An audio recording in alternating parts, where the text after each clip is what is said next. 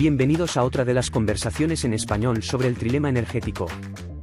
María Luisa y Ham conversan hoy con Javier Fernández Font, director general de Alusin Solar, vicepresidente de UNEF y un creyente en extender la energía solar para facilitar la transición energética.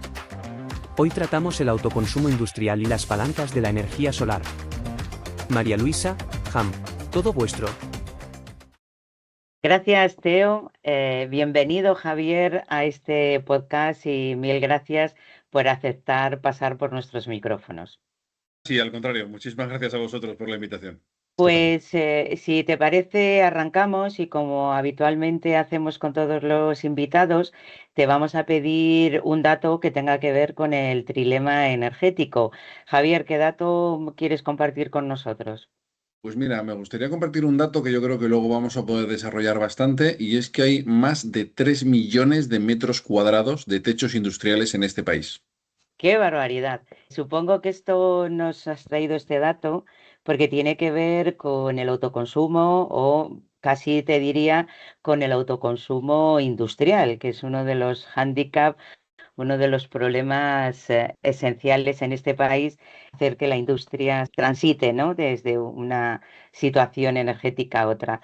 Pero, Javier, cuéntanos cómo de factible crees que es posible el aprovechamiento de estos millones de metros cuadrados de tejados susceptibles de instalación fotovoltaica. Mira, María Luisa, yo creo que lo mejor es contar las experiencias en carne propia y así ya poder hablar con cierto respaldo de lo que uno sabe, no de lo que a uno le han contado. Esta foto que veis detrás es de la fábrica de Alusin Solar, una de las dos que tenemos. Estos son 3.000 metros cuadrados. Quedaros con un dato, ¿vale? Estamos en Asturias, no es precisamente la región más soleada de España. Tenemos un convenio del metal y un horario bastante bueno. En julio y agosto a las 3 de la tarde nos vamos para casa y no trabajamos a 3 turnos. Esto quiere decir que nuestro consumo energético no es especialmente alto. En esos tejados hay aproximadamente unos 50 kilovatios de energía solar instalada. Hemos pasado de pagar 1.100 euros de factura a pagar 650. Tenemos una tasa de retorno aproximada de esa inversión de unos 4,5, 5,5 años, en función, déjalo en 5 si quieres, en función de cuándo consigamos y la radiación que podamos obtener durante ese periodo. Prácticamente el renting de un coche, estamos en los mismos datos de amortización de esa instalación solar si nos vamos a una provincia que tenga más sol que el que tiene Asturias. Hablabas al principio de que necesitamos que las empresas entiendan la necesidad de transitar a otro modelo energético, y es radicalmente cierto. Pero otra cosa que necesitan las empresas es ahorrar dinero. Esto aúna las dos de la mano y consigue unos resultados realmente increíbles.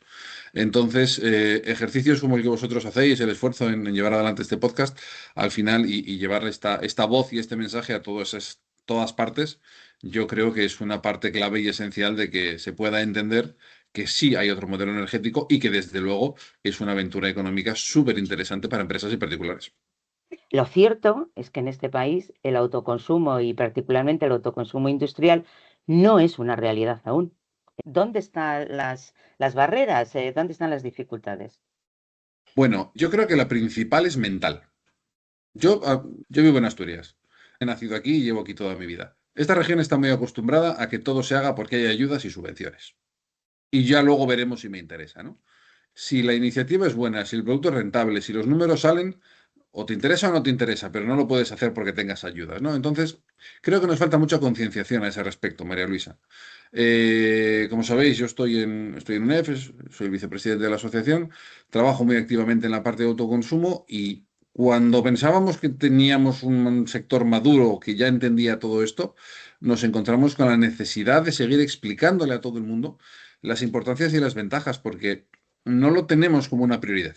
Tú podrás invertir en una nueva línea de negocio, pero invertir en este tipo de ahorros, bueno, pues es otra decisión que tenemos que tener en la orden del día. Y luego también pensamos que este sector, como quien dice, es nuevo. Al final los paneles solares llevan más de 25 años entre nosotros, pero el impuesto al sol se elimina en el año 2018. 19 se empiezan a hacer instalaciones, se regula. Como quien dice, empieza a explosionar en ese momento, llega la pandemia, tenemos un follón, etcétera, etcétera, ¿no?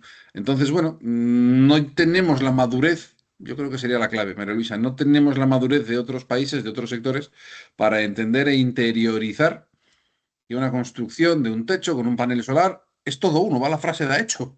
Bueno, pues yo creo que estamos un poco en la necesidad de recorrer ese camino. Hablas de de esta transformación mental, pero al final hay también una necesidad de traducir un elemento que tiene cierta intermitencia, como es el sol, pues que ahora está nublado, ahora no, o ahora es de noche, ahora es de día, con un consumo que tiene cierta estabilidad a lo largo del día, que tiene una continuidad a lo largo del día y donde esa pieza de traducción, pues en muchos casos podría ser el almacenamiento, baterías o otros elementos.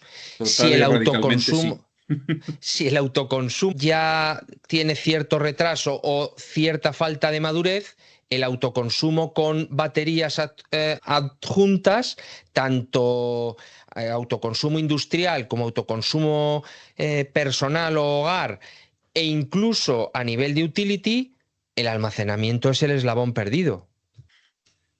Lo acabamos de encontrar. Ese eslabón lo acabamos de encontrar. Lo que pasa que tiene N problemas. Lo primero, tiene un problema de coste, ¿vale? Ese problema ya se está resolviendo. ¿Qué le ocurría al almacenamiento? Bueno, pues como le pasaba al panel solar cuando empezó, era una rara avis y al final las raras avis son caras. Cuando todo esto se expande y se normaliza, su precio se regula. Actualmente estamos con un precio del panel solar que si lo comparamos con el año 2010, que yo empecé a trabajar en el sector, 2008, empecé a trabajar en el sector, ha caído casi un 95%. 95%. Las baterías están empezando a recorrer esa senda a la baja. Entonces llegará un momento donde ya se normalice mucho más en cuanto a nivel de coste. Luego la batería necesita tener su encaje. Esto también es importante que el usuario final lo entienda. Nosotros no tenemos baterías. Yo tengo una relación excelente con un fabricante europeo de baterías. Acabamos de hacer la instalación solar. Les llamo y digo, quiero baterías. Y alguien que sabe que me va a vender la batería en cuanto él me diga, ok, la primera pregunta que me hace es, ¿trabajas a 3 turnos? Yo no, pues no te sale rentable la batería. Tiene todo el sentido del mundo, ¿no? Al final la batería me permite almacenar la energía de día para consumirla de noche. Yo de noche no trabajo, pues no es interesante para una fábrica como la mía esas baterías.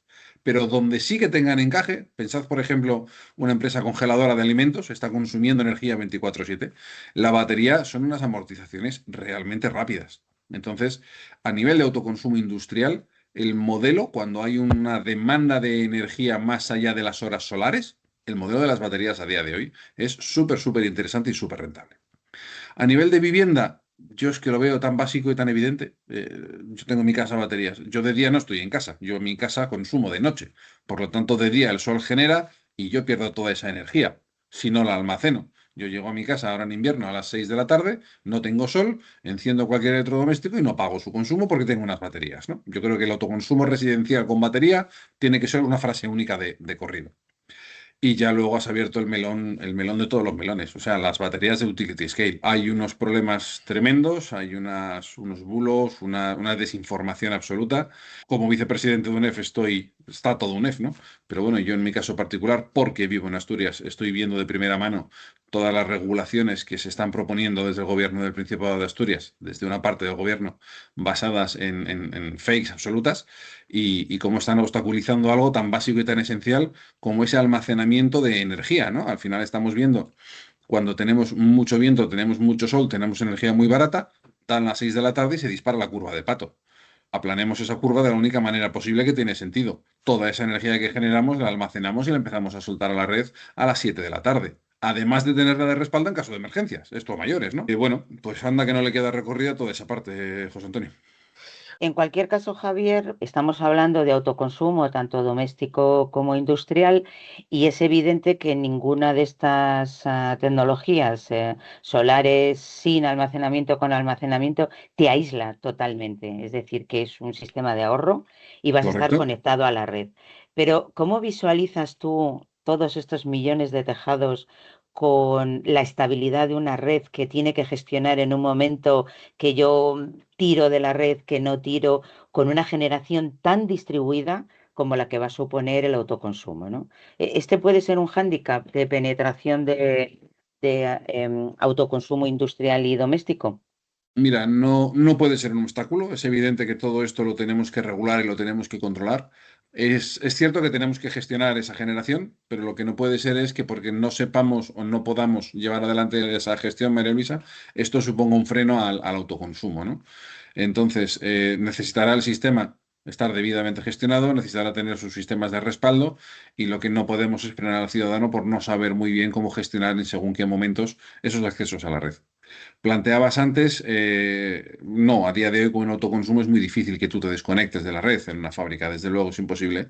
Y en una vivienda, que me preguntaban estas navidades en casa, sería económicamente posible, sería económicamente insensato. El coste tan desorbitado que tiene para una vivienda es conectarse a la red, ¿no? Entonces, en cierto modo, hace falta un equilibrio, estoy de acuerdo, pero no podemos. Entiendo que no debemos parapetarnos detrás del posible desequilibrio para ponerle palos a la rueda. Al final, ese desequilibrio, esa necesidad de movernos hacia una energía más renovable, pero tener que mantener parte o gran parte del sistema actual como backup en circunstancias puntuales o más largas o noches o lo que sea, hace que el coste en ese trilema sea un problema. Y nos han vendido una moto que es que las renovables van a abaratar el coste. Y es verdad que en algunos momentos el coste mayorista llega a ser hasta negativo en toda Europa, pero hay otros momentos en los que el coste es más alto. Al final, la media año a año no baja sustancialmente en los países europeos. ¿Esto que nos han contado de que el precio será mejor, ¿Cómo será va? o qué? Bueno, lo primero que déjame que niegue la mayor de tu afirmación de que Venga, nos han vendido una moto, ¿vale? era un Cuanta, coche. cuanta más renovables tengamos, es evidente que vamos a tener un menor coste, pues sencillamente por la generación de esa renovable. No tenemos que pagar, permíteme la coña, gas ruso para generar, ¿de acuerdo? Por lo tanto, sí, más renovables, menor precio. A partir de aquí, pues estamos en un panorama y en unas influencias europeas en este caso y sujetos a circunstancias muy complejas. No puedes cerrar el suministro de gas ruso por más que tú quieras, y permíteme que siga con el ejemplo del gas ruso, y evidentemente necesitas una gestión y necesitas un respaldo. Yo creo que la moto te la venden cuando alguien te dice que vas a vivir solo del sol y del viento, ¿no? Pero yo creo que eso es alguien que no esté centrado en el sector, que no entienda cómo va esto, que no sepa cómo se fijan los precios. Bueno, tú tienes que pagar un respaldo de alguna manera, pero que tú pagues a una central de respaldo es una cosa, y que tú le estés pagando a esa central por quemar gas ruso, que muy malo el gas ruso, pues que tú les pagues a esa central por quemar gas ruso es otra cosa. Antes hablaba María Luisa de independizarte de la red eléctrica en casas. Conozco el modelo. Tienen un pequeño generador diésel de emergencia, a pesar de tener sus baterías. Porque hay veces, sobre todo si estás en Asturias, que el sol decide no aparecer en 15 días. Bueno, pues es un pequeño coste que tienes que añadir, tu generador diésel, tu ciclo combinado, si me permites el símil salvaje, para poder tener esa gestión. No puedes vivir solo de renovables, tienes que gestionar las renovables y tu única manera es almacenar las energías de las renovables. Que esto el sistema eléctrico nacional o europeo, porque no dejamos de estar interconectados, necesitamos de alguna manera tenerlo estabilizado y con un backup, pues es evidente que sí, José Antonio. Independientemente del modelo y de lo que estamos discutiendo sobre el autoconsumo, hay una cuestión que me preocupa y es que un elemento clave de la transición energética es no solo dejar de consumir combustibles fósiles para hacer combustibles más sostenibles, sino dotar de unas capacidades industriales al país. Em, ¿De dónde viene toda la cadena de suministro de fotovoltaica? Quiero decir, desde el panel Ujú. hasta pasando por el seguidor, los track, los inversores. ¿Cuál es toda la cadena? ¿Qué porcentaje es importado de China, de países asiáticos y qué porcentaje es autóctono del país y nos está aportando un valor añadido industrial? Pues como fabricante de estructuras metálicas, no sabes la ilusión que me hace que me hagas esa pregunta. Tú para una instalación solar necesitas paneles solares, un inversor que transforme esa energía, una estructura que lo sujete, cableado y mano de obra. Esto último suele ir de la mano, ¿vale? Por hacer una foto súper rápida. Los paneles solares que suponían hasta un 60-70% del coste de la instalación, como os comentaba antes, han caído radicalmente, aproximadamente puede ser un 20%. El 98 95-98% de los paneles solares se fabrican en China. China adoptó una decisión estratégica hace muchos años, porque para eso puede hacer lo que le dé la gana, y se ha quedado con el mercado. Esto no va a cambiar en el corto plazo. Hablando de vender humos, el que te quiera contar lo contrario, ahí te está vendiendo uno, ¿vale? Esto no va a cambiar. Luego nos vamos al inversor. El inversor tiene muchísima electrónica. La gente igual no lo sabe. En España hay empresas como Power Electronics, que está en Valencia, que es líder mundial en la fabricación de este tipo de equipos. Tenemos a Fronius, que está en Austria, si no me equivoco. Sonnen, que son alemanes y hacen baterías. Rielo, que están en Italia. Es decir, a nivel europeo hay mucho fabricante de inversor solar fotovoltaico. Y seguro que me dejo muchos y alguno me reñirá cuando escuche esto. Y ya cuando bajamos a la estructura metálica está súper atomizado. Nosotros somos una pequeña gotita dentro de todo eso, pero por hablar de mi tierra, pues aquí tienes en Asturias a dos de los mayores fabricantes de seguidores del mundo. Solar Steel, del grupo Gombarri, es uno de ellos, o Renergy, que es más pequeño, pero que también fabrica aquí en Asturias, ¿no? Entonces, tienes mucha cadena de valor a nivel de fabricación de estructura fija y a nivel de fabricación de inversor. Por supuesto, tienes mucha cadena de valor de EPCistas, grandes empresas EPCistas instaladoras, y lo que seguimos obligados a importar es el panel solar y esto durará un tiempo. Y es un problema, María Luisa? Así como el importar solamente gas ruso quedó claro que era una complicación, el importar solamente de China los paneles, pues es un problema. Un país tiene que estar industrialmente preparado. Hombre, no te voy a decir que para hacerlo todo porque es una utopía, pero desde luego a nivel europeo tendríamos que ser capaces de poder hacer sin necesidad de China mucho más de lo que hacemos. Y no estamos en esa senda. Hablábamos de la cadena de valor de las instalaciones solares, hablábamos del mercado, de los precios. Una gran parte del futuro de las renovables, tanto solar como eólicas, se basaban en el supuesto crecimiento de la demanda, porque la demanda se iba a electrificar, se iba a transformar consumos energéticos no eléctricos en consumos energéticos eléctricos y que bueno, pues eso iba a facilitar que se absorbiera todo ese grandísimo crecimiento de renovables, solar y viento. Pero es que esta demanda no está creciendo, no en España, no en Europa, no en muchos países. ¿Esto al final puede hacer que ese castillo de naipes tambalee? ¿No se derrumbe pero tambalee o no? La realidad es que sí. ¿Qué sentido tiene generar energía o manzanas si no tienes quien consuma energía o se coma las manzanas? Esto es así de sencillo. Al final lo que estamos hablando es de generar energía sostenible y renovable para que alguien la consuma, que parece la parte de la ecuación. Y yo aquí, permíteme que sea súper crítico, no se están abriendo fábricas en España, no se están abriendo fábricas en Europa, se están cerrando. Pues si cerramos las fábricas, tenemos un problema. Vamos, el de menos es qué hacemos con las renovables. Lo primero que hacemos con las miles de familias que se quedan sin trabajo. Pero el segundo es qué hacemos con estas renovables. Entonces, una apuesta por una industrialización a nivel europeo es que estamos necesitándola como el comer. Estados Unidos desarrolló un programa donde incentivaba que tú fabriques allí. Al final, no lo hacen en base a aranceles, sino a incentivos.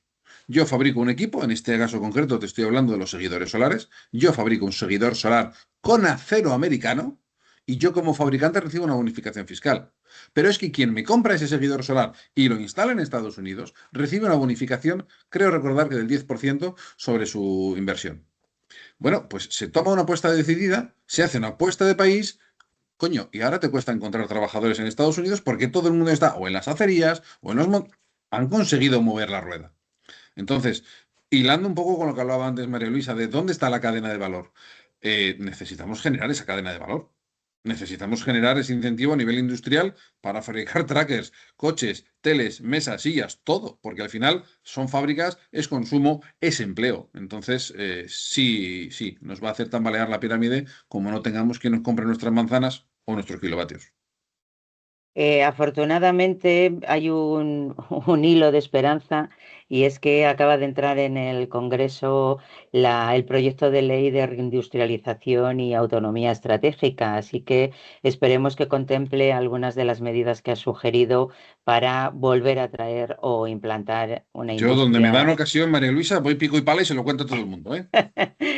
Sí, oye, es un gusto, Javier, hablar contigo y desarrollar esta conversación, pero mira, como hacemos con todos los entrevistados, imagínate que tuvieras la lámpara de Aladino y que tu petición fuera escuchada, no sé si por solo Aladino o por quien sea.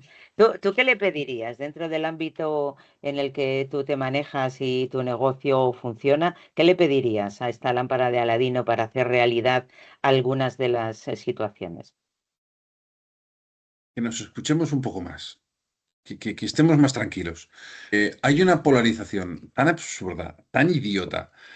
A unas guerras con que si es renovable, si no es renovable, si es un coche eléctrico, eso es todo mentira, eso no funciona. Escuchemos un poco más a los demás, a la ciencia, que razonemos un poco más, que nos llevemos un poco mejor y que escuchemos al de al lado sus motivos, sus inconvenientes, y yo creo que así nos va a ir a todos muchísimo mejor. Yo creo que hemos perdido la capacidad de escucha y José Antonio y yo, si tenemos este podcast, es precisamente con la idea de que alguien nos escuche y dar un poquito de luz en este panorama en el que todo el mundo es experto, pero mucha gente habla de oído y no habla como realmente con la ciencia, ¿no? La has mencionado y una parte de mi corazón está muy ligada a la ciencia. Un placer, Javier, Muchísimas discutir y gracias. hablar contigo. Muchas gracias. Ha sido una conversación muy amena y te agradecemos enormemente tu Pues, presencia aquí. al contrario, muchísimas gracias a vosotros, mucha suerte con el podcast y ejercicios como el vuestro de divulgación yo creo que son cada vez más necesarios, así que el granito de arena que pueda haber aportado, pues por mi parte encantado.